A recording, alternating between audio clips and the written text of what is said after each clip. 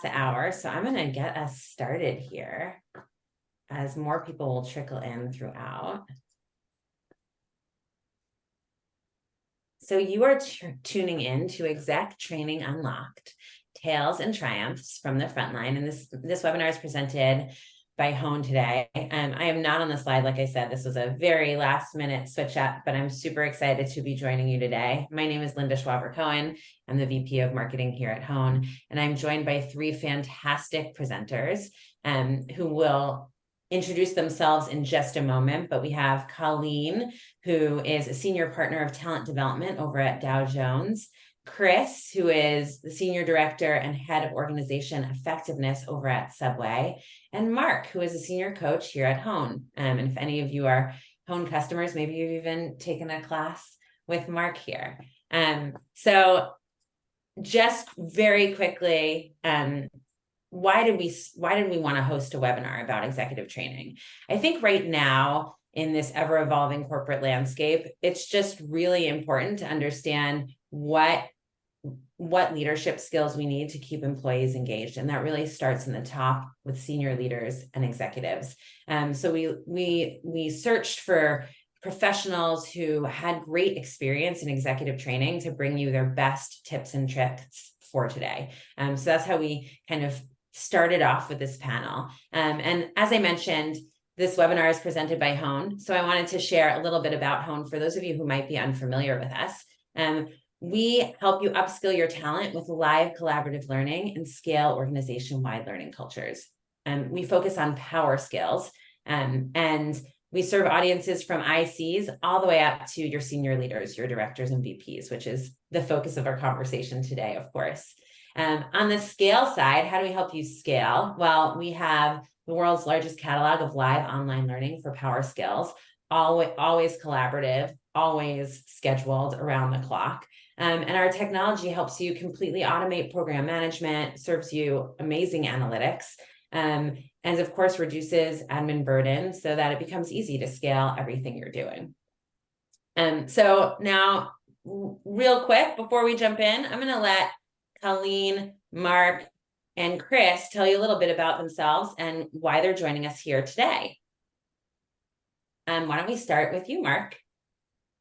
Okay, sure. So thank you. As was mentioned, I am a Hone facilitator and coach. I've been with Hone for the past 3 years. I have probably taught just about every class we have in our portfolio at this point. Outside of my work with Hone, I'm also a private practitioner as an executive coach. I've been doing so for nearly 15 years now. I have a number of private clients in all different sectors. And third category of my work is I'm also head of customer success for a global leadership development firm. So I work with a lot of different organizations, consulting them and helping them navigate, how do we create real impact through different levels of leadership and helping them be succession ready for their next level and to ensure that the organization really has that confidence that they can really lean into the ever-changing marketplace that we've been facing over the last several years. So all that will probably inform some of my perspective and offerings today. Thanks, Mark. Why don't we hop over to you, Colleen? Sure, thanks. Hi, I'm Colleen Crilly. I am a senior partner of talent development at Dow Jones. I've been with Dow Jones for coming up on 7 years now. And in that time, I have touched so many different types of talent development programs, from manager training to top talent programs, mentorship programs, facilitating a wide variety of workshops. And I am so passionate about leadership development and, making sure that our leaders that make up our organization are highly skilled in those power skills to create the kind of culture that we want at our organization. Wonderful. Thanks, Colleen. And Chris, tell us a little bit about yourself. Good afternoon. My name is Chris Frando. I'm the Senior Director and Global Head of Organization Effectiveness, Talent Management, Employee Learning, and Leadership Development here at Subway. My early part of career, I actually spent 12 years in the service in the Coast Guard, the last 7 of them on teaching staff at the U.S. Coast Guard Academy.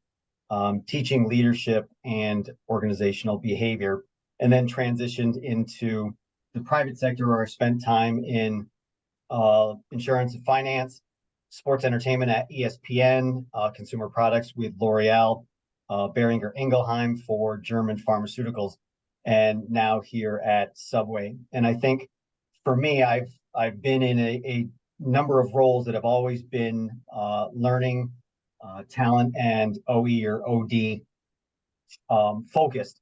And so I've worked with CEOs and their executive teams, developing strategy, and then continuing on working with teams right through to execution.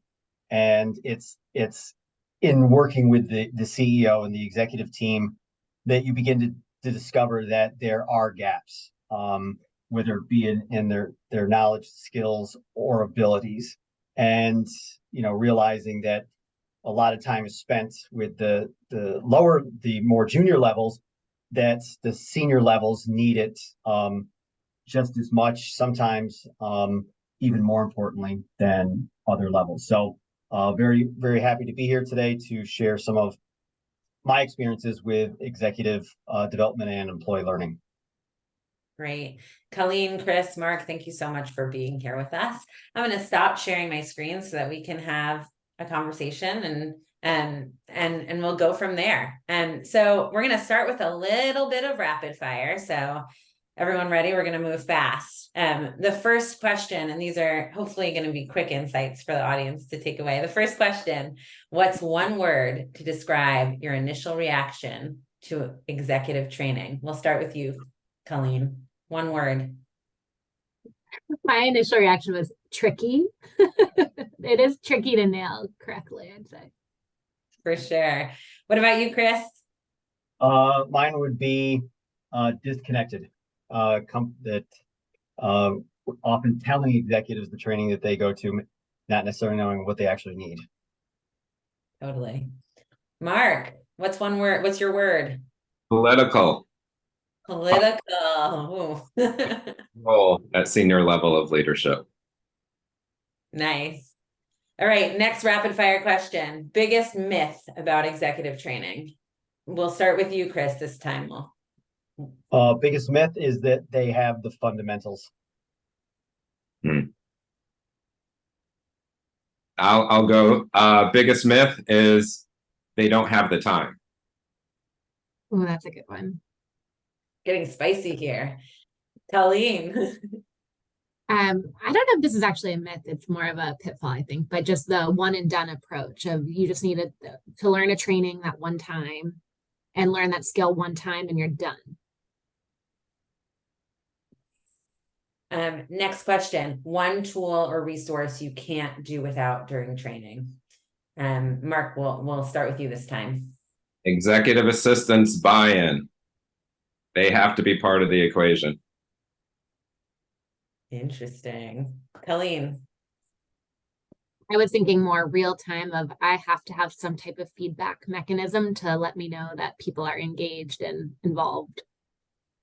Nice. Chris. For me, it's the Stroop test, which is a cognitive processing tool to help people understand tension and cognitive processing speed. And it really captures their attention quickly because they realize that it is representative of the difficulty of trying to learn new things quickly. Interesting. Two more rapid fires, then we're going to move into the meat and potatoes. And by the way, I want to just encourage everybody in the audience, if you have any questions along the way, drop them in the chat or in the question box, and we'll make sure that we get to them as well. One book every leader should read. Colleen, we'll start with you this time. I just read this for the first time a couple months ago. Was a classic of How to Win Friends and Influence People by Dale Carnegie. And, it's almost 100 years old now, but I still think it holds pretty true. What about you, Chris? For me, the quintessential read is On War by Karl von Clausewitz, because it is the definitive guide to strategic thinking. I feel like we have two oldies but goodies here for starters. Mark, what about you? I'm going to keep the trend going. What color is your parachute?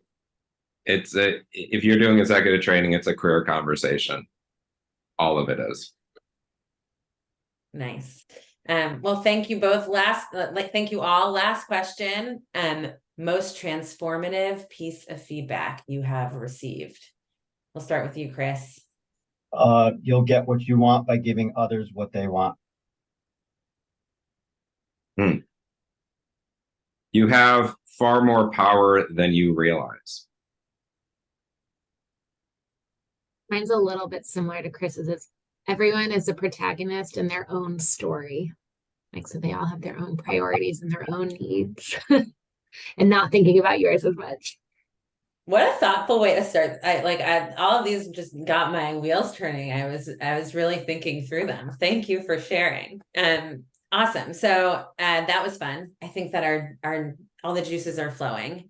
So let's dig into some questions really around the need for senior leader training, and some of what you've already said today kind of started to dig into this, right? Like, we assume senior leaders have fundamentals. And when we're talking about senior leaders today or executives, we're really talking about like managers of managers, right? Directors, VP levels, probably less like your CEO and his training needs, although I'm sure he has his own coach or her own coach.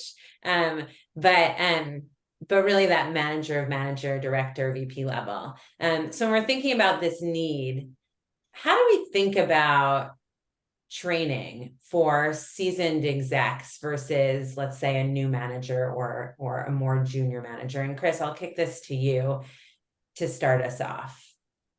Sure.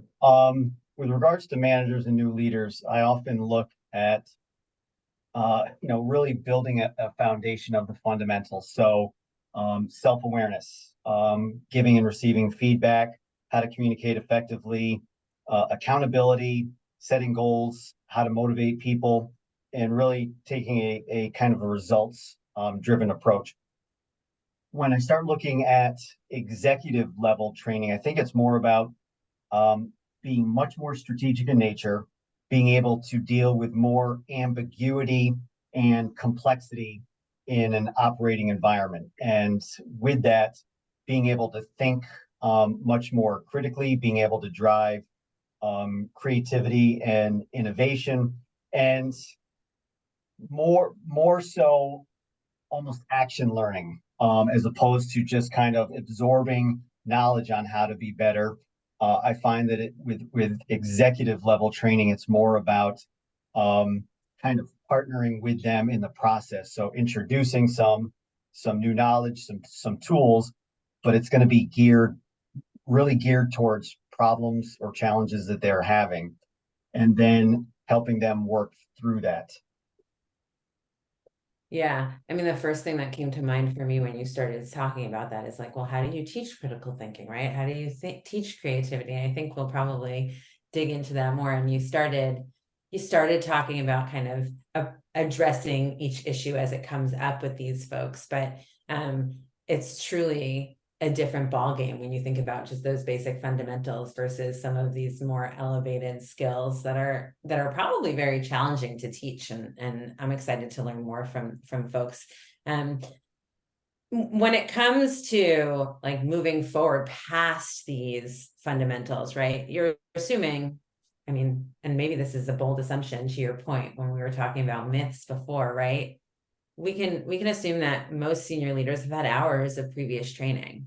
Why do you think ongoing training is still really necessary for senior leaders? And I'll kick this one to Mark to start.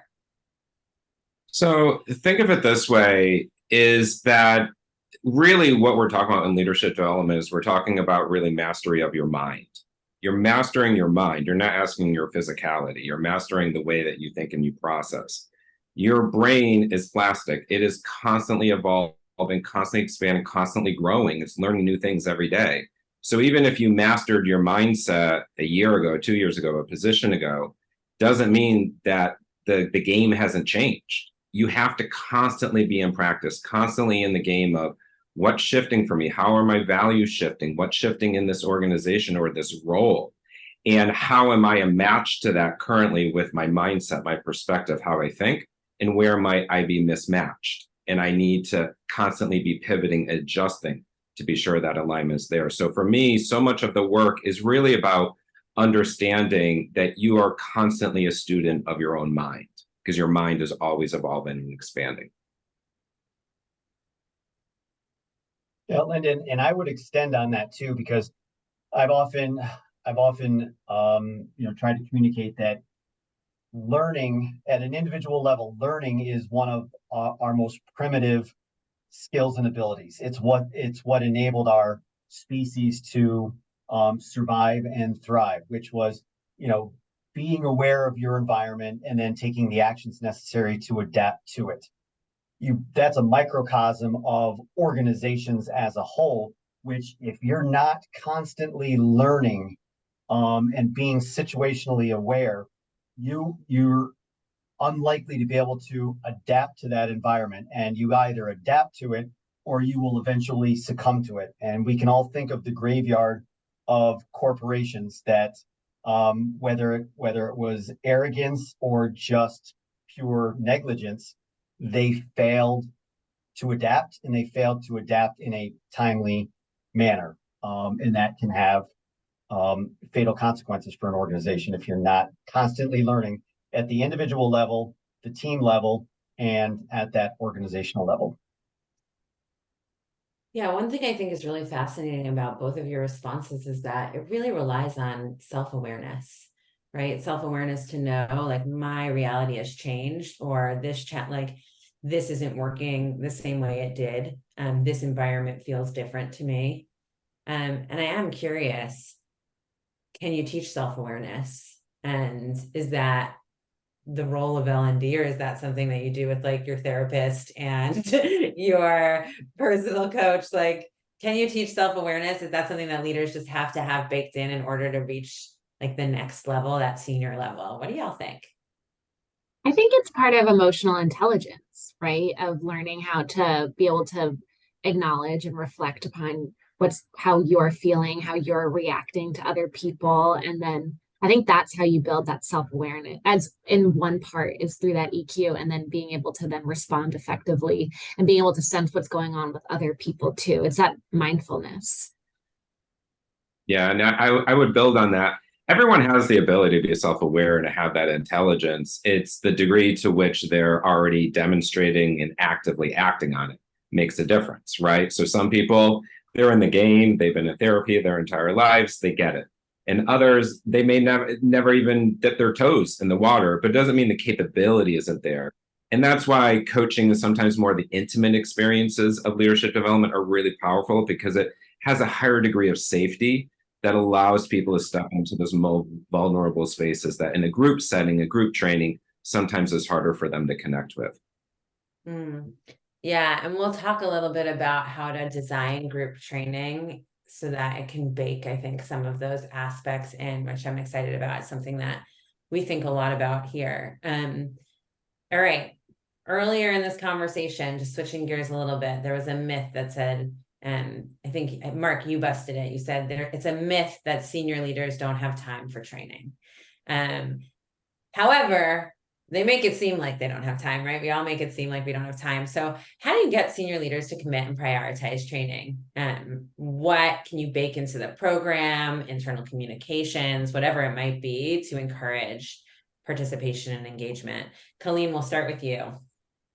Sure. So this is something that I am currently experiencing with 3 different business units within our organization. So last year we started our Leadership Essentials program with Hone, where, as the title indicates, focuses on essentials, coaching, feedback, trust, effective one-on-ones. And we were approached by a couple of these business units that said, from their senior leaders saying, we want to offer something for your managers. And so we're for their managers. So we're doing intact team cohorts rather than open enrollment. And one of the ways that we've gotten those senior leaders to commit to actually participating is really pulling on the levers of sponsorship and role modeling and the importance of that. Because the other myth that was mentioned is that they already have these fundamentals, and that is a myth. And so it was sort of kind of maybe a little bit of stroking an ego of, it's important that the rest of your team see you as a senior leader demonstrating the importance of this training. And so we have seen higher attendance, I would say. We're not 100%, that's for sure. But I think it does get the senior leadership to commit. And I think also really tying it to their goals and tying it to, their engagement survey scores, that's what's something that's really important to a senior leader and a senior executive of moving those engagement scores a few points, if you send out engagement surveys within your organization, and by saying, by doing these cohort-based training, and we need you to be part of it so that you can speak that same language and, walk the talk of what we're learning in these trainings. The other thing I'll just mention too, that's my current experience. We've run top talent programs in the past as well. And just by branding it as top talent and making it selective and making it seem really personalized, customized, that option for visibility and networking across the business, or even solving a really making the program look shiny and making it look kind of exclusive. Senior leaders tend to also gravitate. They find time for those programs, but for the more general, those foundational skills, like I was talking about, the ones that they probably really do need, I think, just to wrap my thought up around role modeling and sponsorship. Yeah, that's a great tip. I think in general, like making it seem like almost, you might not need this, but it's so important that you show up for your team, which is such an important leadership principle to so many. Yeah, and one more thing I'll say too is just positioning it as a refresh, as a fresh new way to look at a topic that you probably have heard about before. And, when you feel really confident in the content that you're serving up, I love to talk about how the content is tied to our values, and it's a fresh way to think and act on our company values. And I think that helps. And also just the importance, again, of like cascading those leadership behaviors from the top. Yeah. Chris or Mark, anything to add on this one? So one of the first roles that I had after leaving the service, I was fortunate enough to join an organization where they had a new CEO. She had a new strategy, was looking to build a new culture. And with that, she said, I need new leadership that can basically build that culture to execute on this strategy. And she basically said, you have a blank slate. We got rid of every piece of leadership development and learning that existed.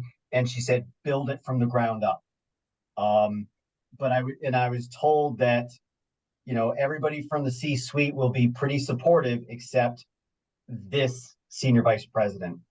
And that's where I started. And I made sure that he was critical to building it out. And it was about, understanding his business, understanding what his needs are, understanding the challenges and obstacles that he was, experiencing. And so we ended up incorporating that quite significantly into this program, our kind of flagship leadership development program, which, initially was, a full 5 days. And we actually started with a high potential group. And because we figured they'll be the ones that are can be exceptionally critical of a program. So we started with the high potentials, and it went so well with the high potentials that the CEO said, I want the entire C-suite to go through it. We didn't put them through a full 5 days. We created an executive variant of that 5 full days. And coming out of that, the senior vice president that I was told basically would never support or buy in actually became our biggest supporter. And he was the first one to say, I want everybody in my entire function and department to go through the flagship leadership development program. But what was critical to that was that he felt a sense of ownership in it, so that when he saw how successful it was and how it was being received, that was a reflection of himself. So I think with any kind of training like that, if you can get the senior leaders to help build it, that's one thing. If you can actually get them to go through it and experience it themselves, that's an entirely different thing. And then that often leads to them wanting to cascade it down throughout their organization. Yeah, what a big win converting a skeptic and making them into an advocate. That's always such a great feeling. Yeah, I love that. I love that story. And I also just love the idea, I think, in general, just the identifying top talent, right? And telling people, like, giving people just a sense of emotional connection to the content and the experience in some way. I think all of your stories kind of varied, but in some way it sort of connected people to the experience above and beyond just, we're doing training, you got to do it, check that box kind of thing. I want to move into the next realm of, like, really understanding how to implement successful executive training. So we talked a little bit about how to get buy-in, but then where do you start? I want us to think about, like, what should someone consider as they start designing and implementing senior leader training? And also, like, what do you even have to consider before you propose the initiative? And why don't we start with you, Mark? What do you consider before you propose an initiative? I know you said before, I think the word you used was politics when we were talking about the words that you think of. So I'm super excited to hear about what you think of before you dig in.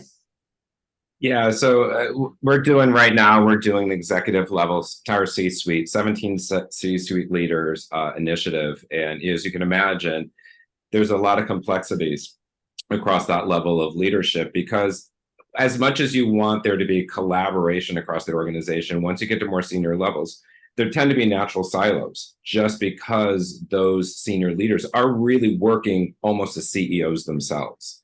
And I know we're talking a little bit more about directors and vice presidents, a little lower level, but it still is that same mentality. As you move up the organizational change, it becomes less about execution and more about relationship. And to me, the more that you connect in executive development into a conversation, one about relationship and two about influence, those are the two components that are most critical for leaders at that level to be successful. It isn't going to be based on, how much expertise they have in the subject matter or the division they're running. It has to do with their ability to have deep relationships and to be able to leverage those relationships effectively. And that's one of the biggest challenges I see from those who are more mid-level that are kind of moving towards that senior level. Is it truly is, in my perspective, it's a career shift.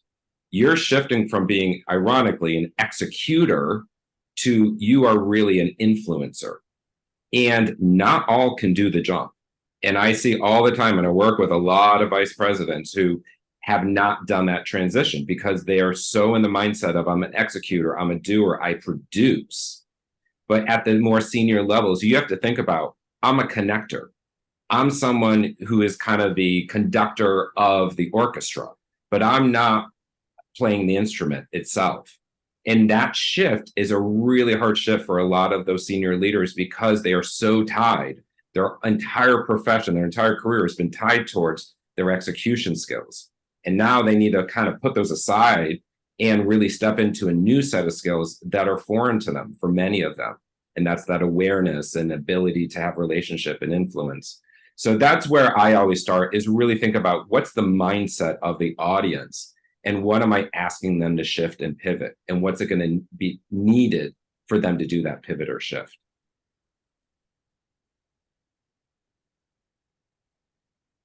Yeah, I think just to add and build on that, I think the relationship and the networking piece or the influence piece is so critical when I think about some of the programs we've done in the past and later when we do our post-mortem of what was the most impactful for them, for the participants. It's usually the relationships that they've built cross-functionally, because Mark said, you often become very siloed because you're operating and our organization tends to be a bit siloed anyways, the way we're set up. So the relationships that they get out of it, being able to cross-functionally collaborate in that way, and learn from each other. And then I think too, just thinking when you're really starting to think about the designing and implementing before you even get the buy-in, is what is, the goals of the business or that particular team that you want to focus on, and what are the goals of those particular senior leaders in their own careers as well, and what they're trying to achieve within the organization, and what kind of transformation do they want to see on that team or individual level by the end of a program like this. So is it around that succession planning? Is it a cultural shift that they want to make? Is it, being more strategic? Being able to identify that to then know what you want to get out of a program. Because I think a lot of times people you say, we need training. And especially, they say, we need training, and you don't really know where to start with that. So just the classic kind of needs analysis in that way.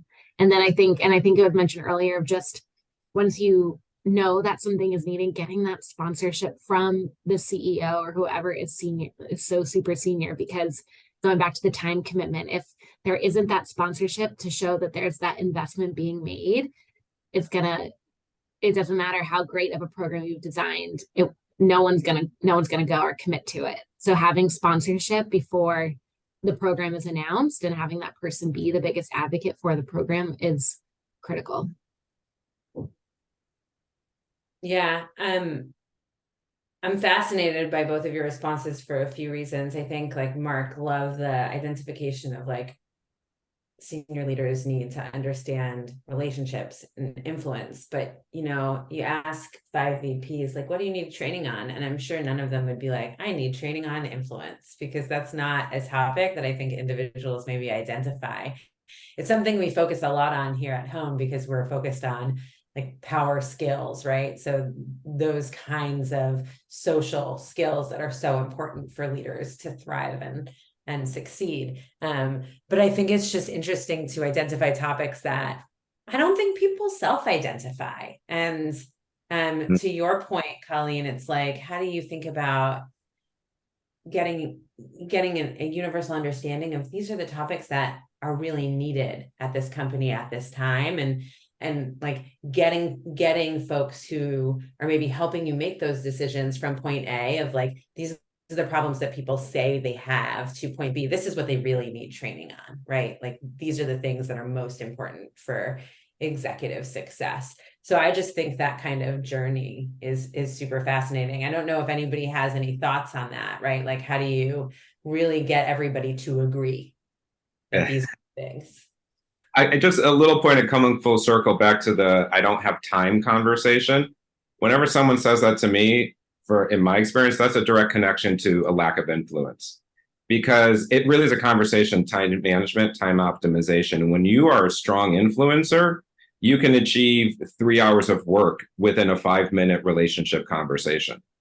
And that's what I think a lot of these leaders struggle with is, again, they're still in that execution mindset, and they're not really leveraging their power to influence as effectively as they could. And when they connect to that, they start to recognize it doesn't take me 3 hours or 3 meetings to get this buy-in. I could get this buy-in in 15 minutes. But it really requires that shift of mindset. Yeah, I think it's important too that at the initial onset, doing a complete situational assessment. What's going on externally to the company? What's shifting? But also what's going on internally, and layer that with what are we trying to solve for? Sometimes you can look at it at an individual level. Other times it might be things around innovation, quality control, sales, customer service. And then you start to identify where there may be kind of knowledge and skill gaps. And another thing that I'll often do is I'll interview senior level, I'll interview mid-level, and then I interview frontline employees. And I'll ask them all the same exact questions. And then I want to see where are there significant differences in perspective and where are they all completely aligned. And then that can help inform, where we may need to close a gap internally between how senior leadership is seeing something and maybe the rest of the organization. Do you have some of that ivory tower effect going on? Or are all three levels basically saying the same thing, that, we're not good in creativity, we're not good in innovation, we're not good in decision making or execution, and then proceed from there to start developing what an initiative might look like. And that's kind of cut one. Cut two is that once you start to develop that, make sure that you're including people at each one of those levels so that you're getting the buy-in. Yeah. It's an interesting diagnostic process, right? Like figure out what everybody's saying, not just getting one person's opinion, two people's opinions. Yeah. And I'll just, since you had brought it up kind of in this conversation, it's almost the learning and development practitioner as organizational diagnostician. And so often I've had, senior leaders call up and say, I need communications training. And the impulse is to want to provide a service and say, okay, sure, we'll go ahead and get that set up for you. But years ago, I had a vice president that said that. And I said, okay, well, tell me why you want communications training for your entire team. And he said, well, I have an individual on my team who they're never at their desk. They don't pay attention. They make the same mistakes over and over. And it was just this litany of behaviors from one individual. And long story short, it turned out that person was highly anemic. And so there's no amount of training that is going to solve that. So we were able to prevent holding an offsite with a vice president, 4 senior directors, and their entire team focused on communications, when all we needed to do was create awareness for this individual that they probably had a medical issue that they needed to address. So it's somewhat of a dramatic example, but it illustrates the criticality of being that diagnostics focused and making sure that you're helping the executive clearly identify what they need, which oftentimes differs from what they think they need.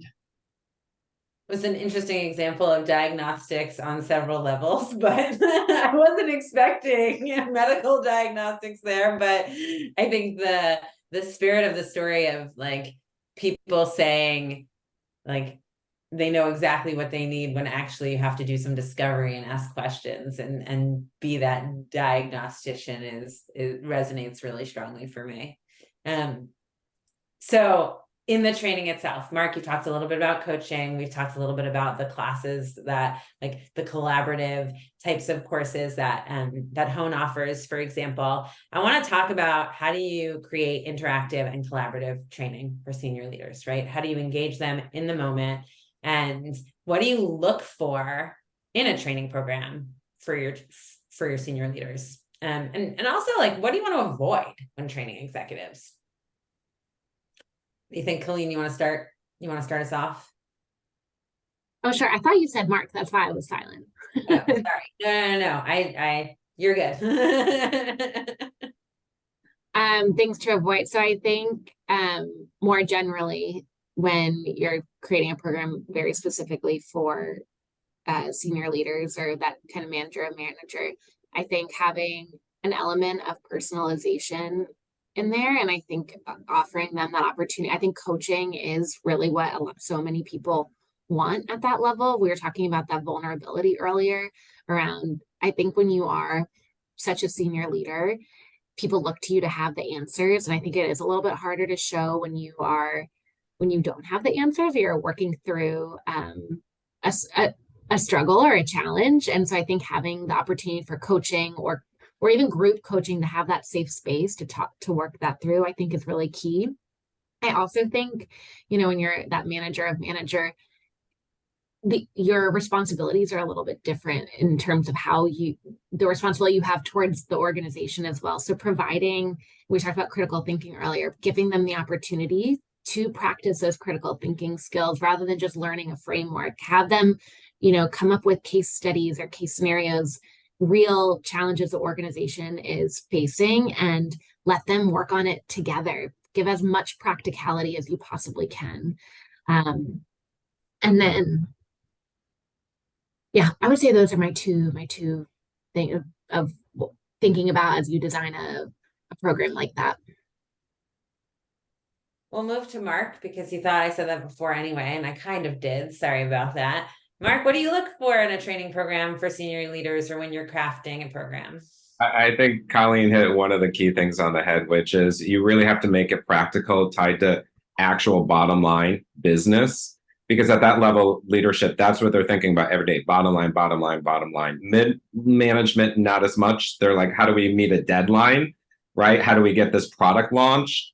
But at top level leadership, they're thinking about what's the impact to the bottom line? How does this impact financials? How does this impact numbers? So the more you can have case studies, give them projects, maybe they work on together that are challenges for the business. We do a leadership accelerator program with one of my other firms. And it's a 9-month, 10-month journey. And at the end of it, there's literally, it's like Shark Tank. There's literally pitches that are done to solve real life business challenges. And almost every year, it results in the launch of a new product or a new service or a new part of the business. And those are the things that senior leaders love because one, it's competitive, but a lot of senior levels are very competitive. And two, it really directly ties to bottom line. There's a clear line of sight as opposed to kind of the soft skill, nice to have, nice to be a good leader, doesn't resonate as much. But showing that impact in financials, that makes a big difference in terms of the return on the investment of their time. Yeah. Yeah. And just to add too, is, typically that type of accelerator program requires some type of investment that is maybe harder. And I think we'll talk about investment soon too, but like it is harder to justify that type of investment. And so when you have an output like that, that's so fast and so tangible, it makes it easier to replicate those programs going forward, because then you have that data to say, look what a great investment it was in this group of leaders. Let's do it again and see what else we have. Whereas, I mean, as important as we know our skills are, it's so much harder to demonstrate that direct correlation of by spending all this money and making this big investment in these leaders, it impacted our retention this way. It impacted our engagement score. It's harder to draw that line. Whereas that tangible bottom line output at the end of a program like that is gold. Yeah. One thing I think is interesting about these case studies is that, and I'm curious to hear your perspective. I mean, like Colleen, you're at Dow Jones, Chris, you're at Subway, very different industries. Like how tailored is the content to the life and times of the executive in the business today versus somewhat higher level general skills? Like where do you, when it comes to engagement, like do you engage at the higher level or do you get really, really deep? What do you think? And Chris or Colleen, either one of you can take this, or Mark, I know you've trained in a variety of different settings as well. But for me, one of the favorite things that I like to do with executive teams oftentimes is around strategic planning. I like getting them to war game. So that's a technique that I borrowed from my time in the service, which is you basically anticipate what your competitors are going to do, think through all the different scenarios, and then think how you might react to that. Or if you were to wake up tomorrow morning and you see this on the front page of the Wall Street Journal about something that your competitor did, are you prepared for that? Have you thought through a variety? Wargaming, contingency, planning, anything around innovation and creativity. I think that is instrumental in today's environment, is constantly thinking through how can we do it better? How can we do it faster than our competitor? And that means a continuous flow of new ideas and innovations, but you're doing it with the executive. So sometimes it doesn't even feel like learning, and sometimes when you say just the word learning, people have this image of sitting in a classroom with a presentation in which it's just, kind of a one-way flow. But when you're doing something that's actually focused on a real business issue, and you're incorporating case studies in terms of how other organizations have been, either wildly successful or have been an abysmal failure. We can learn equally from both, and simultaneously with having senior leaders in their teams think about, how would we deal with this situation? And as they're doing it, you're introducing this tool, you're introducing this technique. And so, two core characteristics for me. One is novelty. And so one of the worst things I think you can do with an executive program is put something up there that they've probably seen 4, 5, or more times. Oh, SMART goals. You've lost them already. And so novelty is paramount. And the second thing is assessments. So we talked about self-awareness. And so to the extent that I'm always able to, I like to incorporate some type of assessment, whether it's around personality, whether it's around your communication style, your conflict management style, how you utilize power in your relationships, and even your innovation or creativity style. And it adds another layer or another dimension to an individual. And for the most part, people enjoy learning new things about themselves, or bringing what was unconscious or subconscious to that conscious level and creating that aha moment. And it can be particularly powerful if you're doing it team-based. So they get to see themselves relative to everyone else and realizing the nature of the relationship there, the differences, the similarities, and how are we going to leverage this new knowledge to make ourselves the very best that we possibly can be. I love that. I love that call out, Chris, about like it not branding it learning. I think that's really powerful at senior level leadership, is speaking about it differently in a different context. Really makes a big difference. The other thing I also add is also be mindful of the makeup of your executive team, because it makes a big difference if you have an executive or a senior leadership team that kind of grew up within the organization. There's a lot of longevity in the organization, versus maybe who is a mix and match of those who come from other industries. They've only been in the organization a couple of years. Because that diversity of perspective, if they're really coming from outside, or there's a lot of rotation at that senior level, there's a different equation in innovation conversation than if you're working with leaders who are kind of like, they're just kind of set in the culture of what that product or service is as a business. So it's just always something that I'm always mindful of, is what is the makeup of that team, and how can I leverage that makeup to really help move the needle? And that makeup really determines what is that best path forward. Yeah, I want to move forward to a conversation around budget. That was I have like a bunch of major takeaways from that conversation. I think it was really interesting. Like, just to sum up real quick what those were. I heard a lot about creating a mechanism to really work on a project during these trainings, where you're introducing actual frameworks and the important things that folks are learning, but in the context of something that you're actually giving them to work on, or that they're working on already, which I think is super powerful for this level. And also, again, I mean, I'm a marketer, but like, it feels like a lot of this is always about marketing. How do you market your training? How do you brand it? How do you get people excited about it? Which is relevant for everything in this life, I guess. And like I said, I want to move into this budget conversation because it's so top of mind for so many people in this macroeconomic world. So real quick, we have about 9 minutes left. What are the strategies you've implemented to convince your finance team, your leadership team, to invest in these initiatives? And especially in these past 18 months, where the world has been going through an economic moment, we could say. I'll throw it to you first, Colleen, to start us off. Sure. So I have a couple of ideas around here. So I had mentioned engagement strategy scores recently, like earlier, because that is one of the ways that I convinced for people for my stakeholders to make a larger investment in our leadership development training. And really presenting it as both an upskilling opportunity, but also a reason for teams to come together. Right now, we're hybrid. We are coming back, 3 days a week. People feel really funky about that. And our culture as an organization is still very much recovering from the pandemic and the impact that it had. So this is just a great way to show people that, hey, we're investing in you and your leadership development or your power skills, and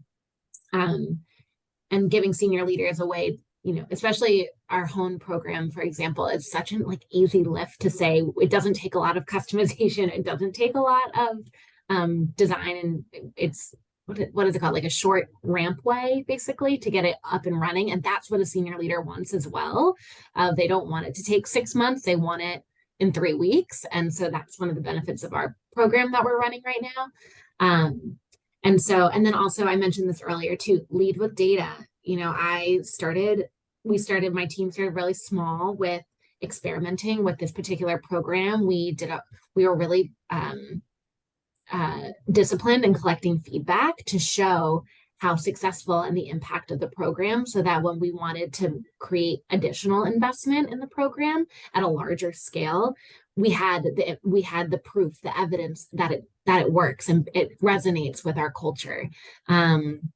And then also showing what competitors are doing and showing what kind of investment your competitors are making, if you can get your hands on that kind of information and data, because as senior leaders, that's another priority.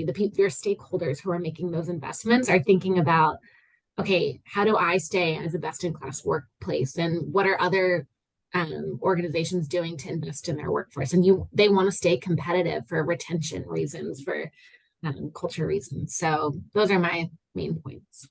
Yeah, competitor is such an interesting hot button that I didn't think about. Wow. Chris, Mark, anything to add here? Yeah, so for us, if you've been watching Subway in the news, we've been undergoing a pretty significant business transformation, a digital transformation, and a culture transformation simultaneously. And this is the first organization I've ever been at where you've had all 3 types of transformations happening, all while still growing too. And so we had quite an abundance of data that basically told us that employees wanted much more learning. And we actually engaged our entire management core globally to help us identify what are the most important competencies to be an effective leader at Subway. So important. Then we asked them, how good are we at those? And so then we did a gap analysis to identify what are the most important leadership competencies and what are the ones that we're not very good at. So that very quickly, created a prioritized list of what we need to do within the organization. And then we were able to align that with the fact that we're looking to drive engagement, we're looking to drive the culture shaping process, and we're looking to reduce attrition. Additionally, because we went with cohort learning, so we used cross-functional cohorts that basically would come together and engage in modular training for once a week for 6 straight weeks. That's based upon the principle that organizations and their intelligence operate on the same principle that the brain does, which you increase the brain's capacity and intelligence through increasing the networks, the interconnections between neurons. Organizations operate the same exact way, except instead of a brain cell, you're dealing with a single employee. And the more connections that you make with that employee to other areas, especially cross-functionally, then you increase team intelligence and ultimately you increase organizational intelligence. So part of our argument for doing this approach was that it would help break down silos, it would increase cross-functionality, ideation, and collaboration on top of driving engagement in the culture shaping process. Thank you. We are just about out of time. I want to thank all of you folks who joined us today on the webinar, as well as, of course, Colleen, Chris, and Mark for sharing all of their insights. I learned a ton. Real quick before we close, a couple of quick mentions. First of all, Hone recently launched Senior Leader Core. If you're interested in learning more and bringing executive training into your organization in a really dynamic, collaborative way, reach out to us. We'd be happy to share more. And in addition, if you liked this webinar, if you didn't like this webinar, you can scan this QR code and let us know what you thought so that we can continue to provide interesting content for you to get better at your job every single day and continue your development journey. Again, I just want to thank everybody. I really enjoyed this. I hope you did too. I see that there's a question we didn't get to because we're at the very end of this time, but I'm going to capture it and hopefully we'll have an opportunity to answer it asynchronously. But thank you all, and we'll see you soon. Check your email for more webinars from Hone, and have a great day. Thank you. Thank you. Take care, everybody. Thank you.